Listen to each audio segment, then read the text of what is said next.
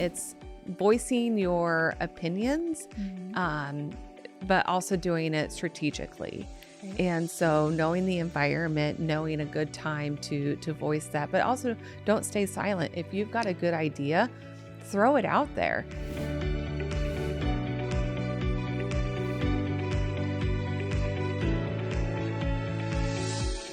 Well, hello everyone, and welcome to a special series called At the Core with Danielle J Martin, sponsored by TK Business Magazine. Now, in this series, I will be having inspirational conversations with local leaders across Kansas. Now, why is this a special series? Well, first of all, I have the opportunity to sit down with very impactful leaders across Kansas, and we're going to be sharing their leadership journey. Not only that, but we will also be diving into the challenges that they faced, and also you'll learn who they are at the core. So I'm super excited to introduce to you our first guest of this new series. We're going to be diving into the leadership lens of Jennifer Sourk, who is the General Counsel of Midwest Health. Jennifer, welcome to the episode. How are you? I'm great. Thank you. Okay, first of all, we have to open up with the amount of boards that you serve on. First of all, let me just tell you that you're a boss,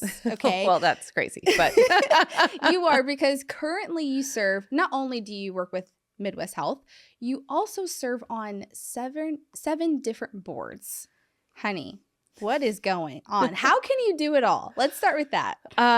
Because I'm slightly crazy. But no, it's, you always do things, and I line everything I do up with what I'm passionate about. So Topeka and the city of Topeka and the people of Topeka, if I can help in any way and deliver, any type of special skill, any type of leadership, strategic vision, whatever it might be, I am happy to help and assist, and passionate about that in my role as a community member, not just an employee of a corporation here in town. I love that. Now, give me a little bit of the rundown. For those who may not know, tell us what boards you serve on, and also kind of tell me, why did you decide to serve on so many different boards? Like, you could do many things with your time, but you decide to spend your time in the community, which is awesome. Yeah, a number of the boards for different reasons, right? So the current board in which I've served the longest is the Washburn Board of Regents. I've served as the chair. I have served as certain project chairs as well, such as when we redid Dr. Farley's house for the Child Care Aware Project. I was chair of that process, and that was a lot of fun and a whole different wheelhouse of things I've never been exposed to, and a great project. But overall, I've been on that board for 13 years now, and am passionate, particularly on the Washburn Board of Regents, because of what Washburn's delivered to me. Yeah. A lot of what I have in life is because of that university and my choice to come to Washburn, moving from Wichita. And so I want to give back everything I can to the university. Number of the other boards as well. Currently chair of Downtown Topeka Inc. And particularly interested in the economic development. Part of my career, my daily job is working on economic development projects, and projects like Wheatfield Village. I played an integral role in that project and getting it developed. So I have interest, expertise, and passion to make sure downtown is as vibrant as it can be as well, and help in any way that I can. So a lot of the service that I give in the community has a different piece of my puzzle, and that fulfills me. So currently I'm the incoming chair of Topeka Community Foundation. Passionate about the Community Foundation, both with its history with the Junior League and being formed by the Junior League, but also the impact investing projects that are going on in our community. They were looking for and have been successful so far in several impact investing, using dollars that are donated and funded through the Community Foundation to fund local projects, local small businesses, and be able to make that impact in areas of our community that need impact. So Patterson Daycare is a project we just funded. We're funding some housing projects in North Topeka that will house folks that are not papered, they don't have addresses, and they need places to live on very low income. And so it's fulfilling to be able to help connect those dots, connect the right people, Right. and make those projects happen in our community. I love that. And what I really love most importantly about this whole entire series is that we're not going to only dive into like, your leadership roles and what you do in the community, but like who is Jennifer at her core, right? But I find it very fascinating that you have put yourself out there in so many different ways in business, in the community. And I know your impact is impacting so many different communities across Kansas. And so I thank you for that, for putting yourself out there, because it's not easy to step up and say, hey, I'm going to take lead. I'm going to be a part of this board. It's a lot of commitment, right? So let's dive into the experiences that you have learned throughout your leadership roles in all of these commitments that you're in. Tell me about the challenges that you've learned along the way. The challenges they don't always look alike. It depends on the situation, what we're trying to achieve. And we say we as a community, we as a board, we as a company, because it's not about an individual. Mm-hmm. So if I am able to lend my knowledge, my skill, sometimes my muscle, it depends on the project. That's true. Then that's making and moving something forward. Yeah. And so each challenge is different. And that's actually what I enjoy about a lot of different, almost everything I do is a new puzzle piece. And if I can think about it and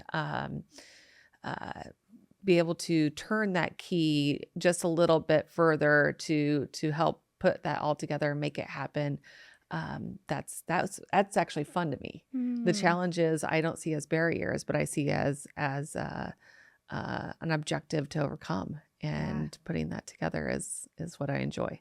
Ooh, that's so good. Okay, so this leads me to this question of, and you mentioned it earlier when we talked about this before, your why, right? Mm-hmm. Because we all have choices to make. We all decide that I want to be a part of this board or that board, but you said, I have all the time in the world to do all these different things. You didn't say I'm just going to be a part of this specific, leadership role and be a part of my work and be a mom and go home and be okay, right?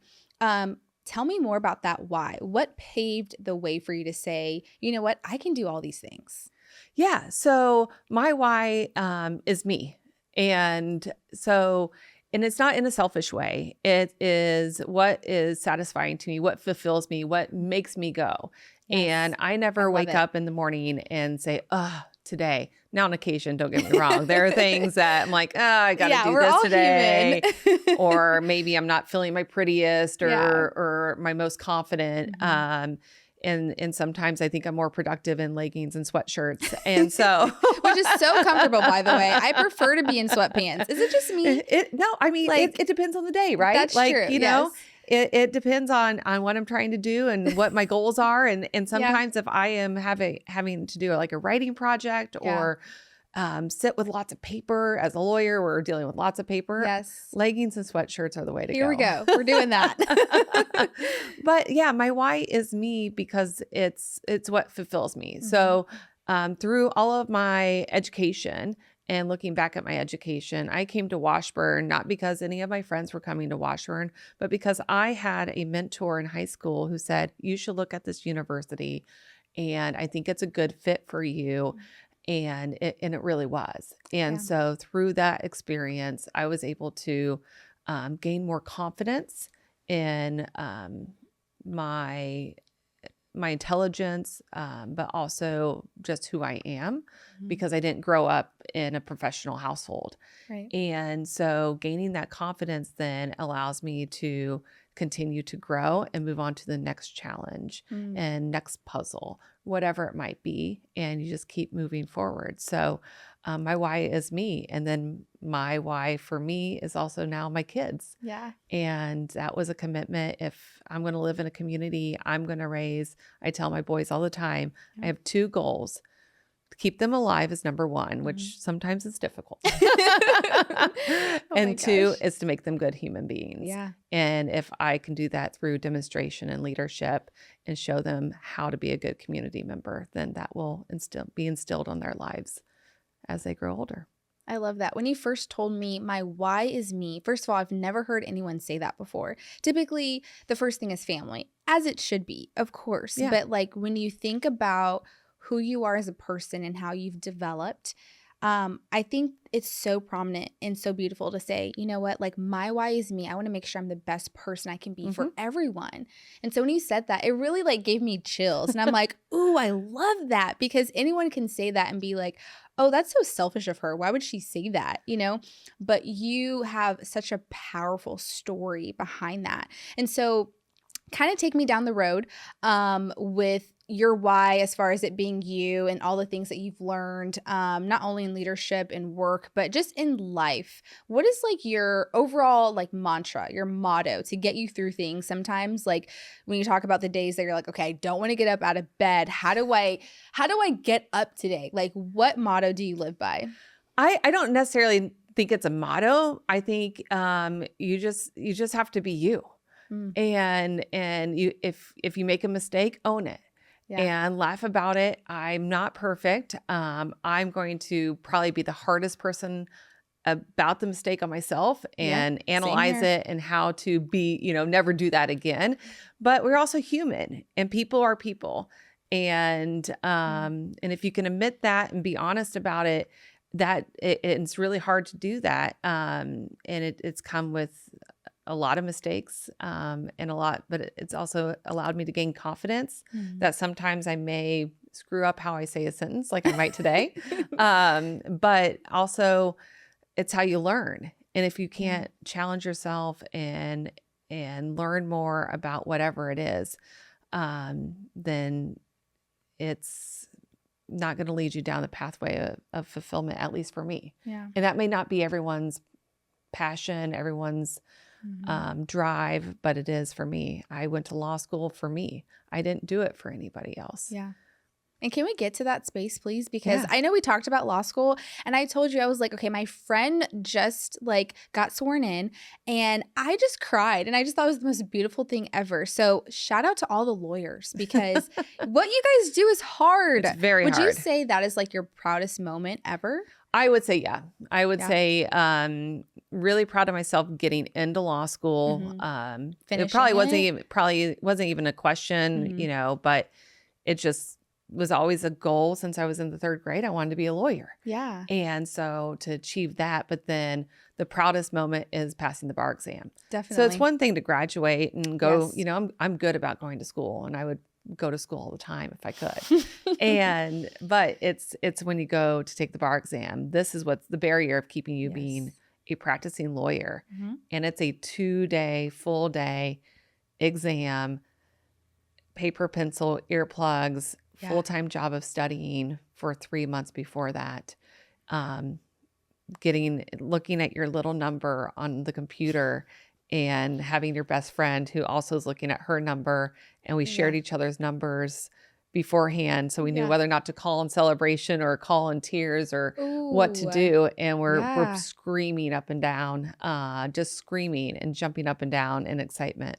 Now, back then when you took it, was it like the same? Because my friend had to wait a couple months. Yeah.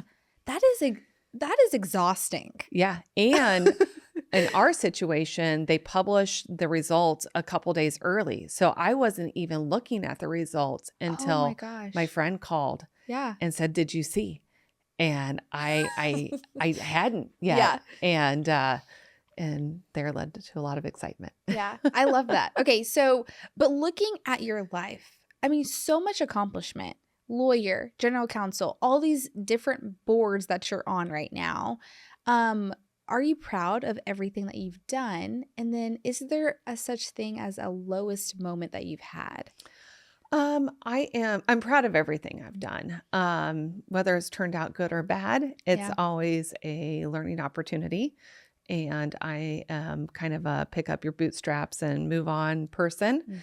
And so you learn from it and grow from it. So I would say I'm proud of everything I've done. Has everything been successful? No. But that's okay. I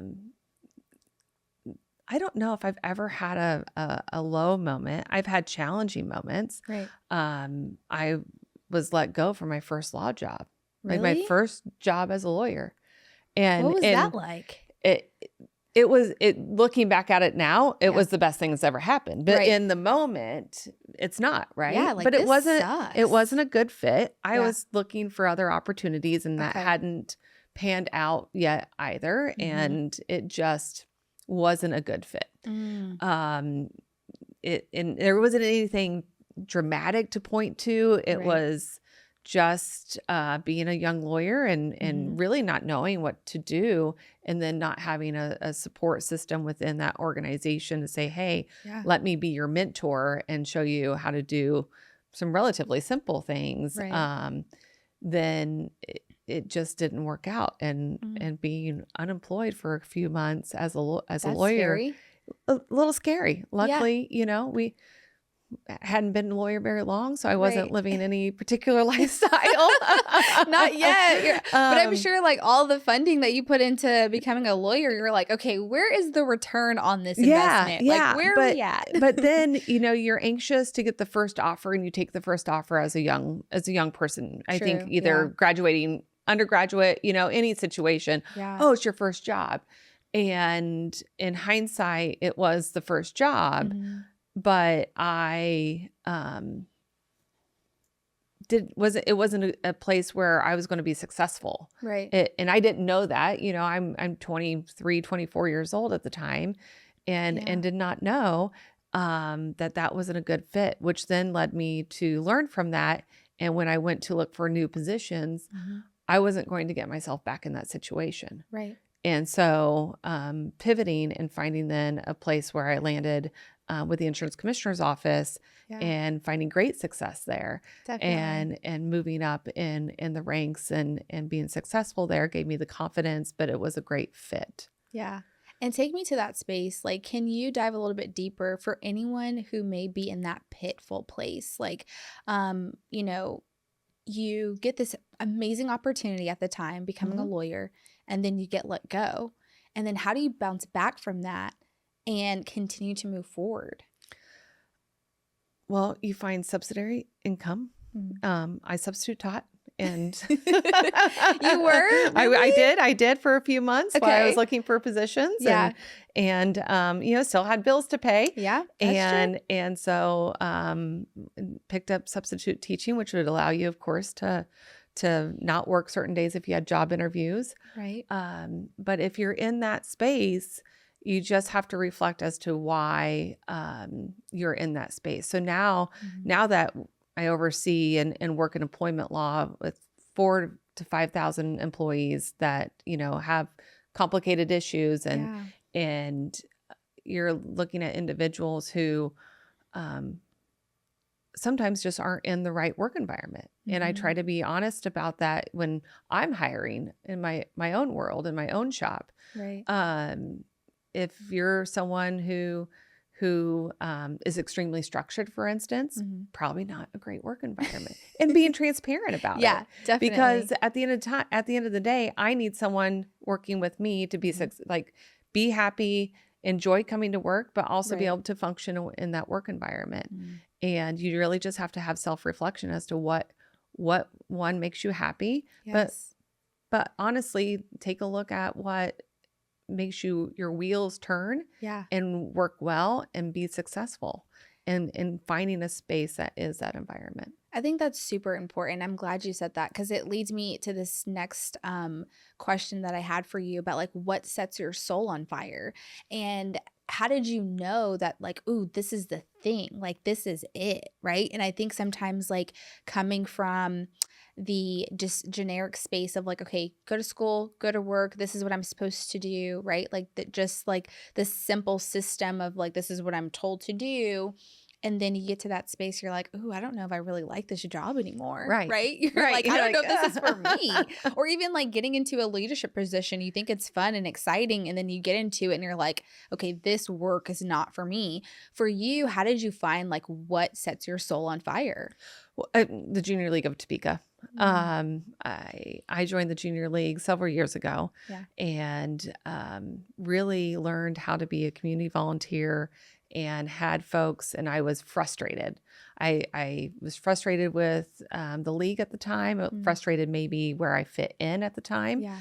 and talked to some other ladies within the junior league. And instead of just resigning and going riding off in the sunset, they said, hey, how about you join the board and become the treasurer, and then you'll have more impact and be able to express what would help make us more successful. Yeah. And that pathway opened a lot of my doors of why I'm a community volunteer. But I think really put a light on the pathway of don't sit back or just quit.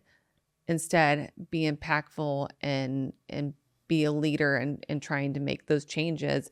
And sometimes it's not dramatic changes, right? Right. In that situation, it wasn't dramatic or traumatic. It was, I want to be a member of something that's going to train me to be a great community volunteer with like-minded women. And I didn't feel that was happening. So how was I able to bring that together? And that's when they said, you should be on the board. It's interesting how that works out, right? You're like, okay, I didn't ask for this, but now I'm getting led to this space. That's super beautiful. And we're going to dive into more of Jennifer's lifestyle and background when we take a quick break. We'll be right back. Hey there, thanks for tuning into this month's episode. I have a quick question for you. Are you ready to dive into the vibrant world of business in Topeka? Well, look no further than TK Business Magazine. This is where you'll discover the stories of passionate entrepreneurs, innovative leaders, and the real journey behind success. TK Business Magazine is where inspiration meets reality. You can grab a copy today by heading to www.tkmagazine.com. We're coming back into At the Core with Danielle J. Martin, sponsored by TK Business Magazine. We're here with Jennifer Sourk, who is telling me so many different things. I love everything that we're diving into. I feel like we've talked about so much in like such a short period of time. I feel like I can talk to you forever.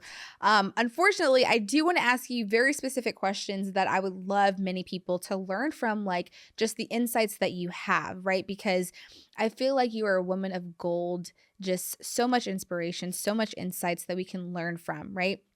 Coming from a leadership perspective, anyone that's trying to get into a leadership position, what advice do you have for them to get involved, to hopefully kind of move up to like a board rank? My advice in my pathway, and I don't feel comfortable advising anyone of things I don't know about, right? I am not a person that stands out in the crowd and says, hey, I'm the best. You need to put me on the board. So my pathways have usually just been by adding content. And so if you're looking to be a leader and you're looking to progress in whatever environment, if it's community service, if it's in your workplace, or even just on a board that you're passionate about. I serve on a bank board, and it's fun. I love to learn about it, but it's something that I never saw myself doing. Right. And so it's voicing your opinions, but also doing it strategically. Right. And so knowing the environment, knowing a good time to voice that, but also don't stay silent. If you've got a good idea, throw it out there.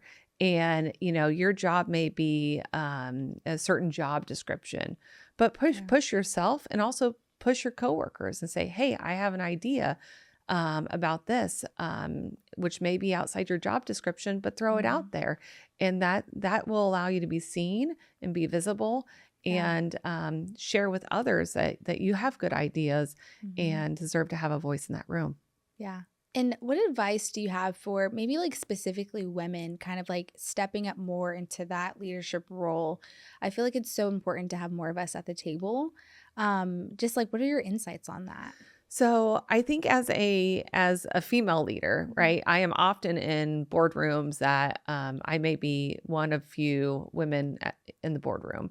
And you have to be, again, strategic about comments, but also be willing to share, because it can be intimidating. Yeah. And it's not just also being a woman in that boardroom, but often I'm the youngest in the board. Wow. So even my Washburn Board of Regents experience, there was a time period in which I was probably 15, 20 years younger than anyone else on the board. The bank board that I serve on, I am 15, 20 years younger than anyone else on that board. Yeah. And so pushing and sharing my experiences, my knowledge, because it needs to reflect what you believe and also be able to expand to a different marketplace, for instance. Yeah. And so being able to share your experiences, just like, podcasts is not my generation. But you're doing great. It's the younger generation, but being able to then expose others to different communication styles. It's really important to be able to just confidently have that voice, and you have to have confidence to do it. So, okay, my next follow-up question is, how did you get to that space to do that? Because I love how transparent that you're being about that space of, having to know how to be confident, coming with the communication skills to know how to be in the room. Transparently, I'm always the youngest person in the room, but I'm used to it because I'm the youngest of 6, right? So I'm just like, I naturally attract to older people. It's weird. I don't know. Same here. It's just naturally I'm attracted to them. And so how did you get to that space of confidence to say, hey, my voice matters? It's really just been through my volunteer work and being seen, but not purposely seen. I like to share my story on how I connected with the mayor that appointed me to the Washburn Board of Regents. Yeah. A lot of positions, the leader of the organization has a list of folks that they would suggest for the board. And during that time period, Mayor Button was our mayor. And unbeknownst to me, even though everyone knows, and I always have, waved the Washburn flag, proud. It's a huge, important part of my life and my story. And I was friends with Joanne Button. But to be honest, I didn't really know she was the mayor's wife. I was just nice to her at work, and we became work friends. Wow. And there was some dialogue in the community about finding young professionals. Right. And she's the one that threw my name out to the mayor. And next thing you know, I'm being considered for the Washburn Board of Regents. Wow. So it's very organic. Yes. But you never know who's watching. And that's probably the most important takeaway. Is be confident, share your ideas, because you don't know who's watching. Yeah. You don't know the history or the timeline when the next promotion might occur in the workplace, and being considered for that. And it's going to be the cumulative voice that they've heard, not in the moment of the timeline you're preparing your resume and going through interviews, but what's your performance over the last 2 years? Who are you helping? Who are you being kind to? Who are... and what are you doing for the organization that you're working for, or your family, or the community, whatever it may be, and be proud of that. I love that. Oh my God, that's so good. That's so good. Okay, so as we're coming to a wrap for the end of the episode, would you consider yourself an introvert? No. Okay, I was about to say you can't No. because you're too involved. Just curious, because I want people to really even know Jennifer at her core, right? And so we talked about this behind the scenes, but I loved how you told me that you traded in your ballet shoes for BB guns. Okay, Yes. we need to know this story. How did we get here? Because I'm like, Jennifer, what? I would have never guessed that you competed in a BB guns competition or something like Nationals. that. Nationals, yes. And she won? Yeah. I was ranked under Tell the us top 10. Yeah. So every little girl should go to ballet, and I think my mom was on that pathway, and first grade signed me up for ballet, and sure, I should check the box. I was terrible. People who know Same me here. would not be surprised, but I still made it a good time. Yes. And then I met an individual and who was a host and coach of a BB gun team in Wichita, and said, "Hey, I think you might be interested. I am a jeans and t-shirt kind of girl, always have been, a little bit of tomboy. I love being outside." Yeah. And so I went and ventured off one night to look and look at this BB gun team and what did that mean. And they shot BB guns in an elementary school, which was baffling to me because I was a third grader at the time. And I picked up my first BB gun, and I shot for 3 or 4 years, and was nationally ranked for 2 of those years, and won some medals and some scholarships, and put away the BB gun when I went to 7th grade. So I was kind of shocked when you told me that. I'm like, okay, fun fact about you. I love it because I've never heard of that before. I'm like, BB gun. So you can kind of teach me how to do some of that. Do you still have it in you? Do you think you still have it? Oh, I have. But what's funny is purchased a BB gun for my oldest son, and it's the rite of passage. But we just bought a normal BB gun, and I had a professional fancy BB gun. Ooh. And so the accuracy and other things were very frustrating. You're like, what is going on with this? This is just no. Oh my gosh. Okay, so Jennifer, if you had to give me one word on how you want people to remember you by, what would that be? Loyal and honest with a great big heart. I think that's more than one word. That's fine. That's totally fine. But I think, some of the most important things to me is loyalty. Yeah. And being able to be recognized for that is important to me, because I want to be as transparent and loyal, but also achieve at the same time. Yes. So those are attributes that are extremely important to me, but then the attributes that I want my 2 sons to also have when they grow up. I just want to let you know that I appreciate your humility, humbleness, and just charisma and how you carry yourself as a woman and as a leader. And I think you're a boss, because I think people go crazy when they find me in so many different things, but to hear that you're doing it, I'm just truly inspired. And I appreciate you just like reminding us, like, as women, like, we can do all things and it's possible. We're not crazy. We're just really excited and interested in doing these things. So do the things that make you happy, that light your fire, and the all the technology that we have now, it makes it a lot easier, where I can pick up a board meeting and be at baseball practice at the same time. Yep. There's nothing wrong with that. There is it actually gives you great work-life balance. And otherwise I would just be probably sitting in the car looking at social media or something, waiting, killing time. Instead, I can use my time productively. Yeah. Well, Jennifer, thank you so much for your time. I loved having you on the show. Wasn't it easy? It was a lot easier than I thought it was. Okay. So I'm super excited that you are here. And thank you for kicking off the first series. I told you, no pressure, but I think you did your thing. Well, thanks so much. We'll see. Well, we appreciate you guys tuning into this episode At the Core with Danielle J. Martin, sponsored by TK Business Magazine. It's also presented by Behind the Spotlight Podcast. So we would love your input by making sure that you rate this episode. And if you want to know more information about the podcast or Jennifer herself, you can check it out in the show notes. Also, we definitely want you to take advantage of the TK Business Magazine yourself. So if you're listening currently to this podcast, definitely check out all of the amazing stories in the magazine itself. In the meantime, we will be featuring this series every other month. So check out the new issue coming out in March. We'll see you then.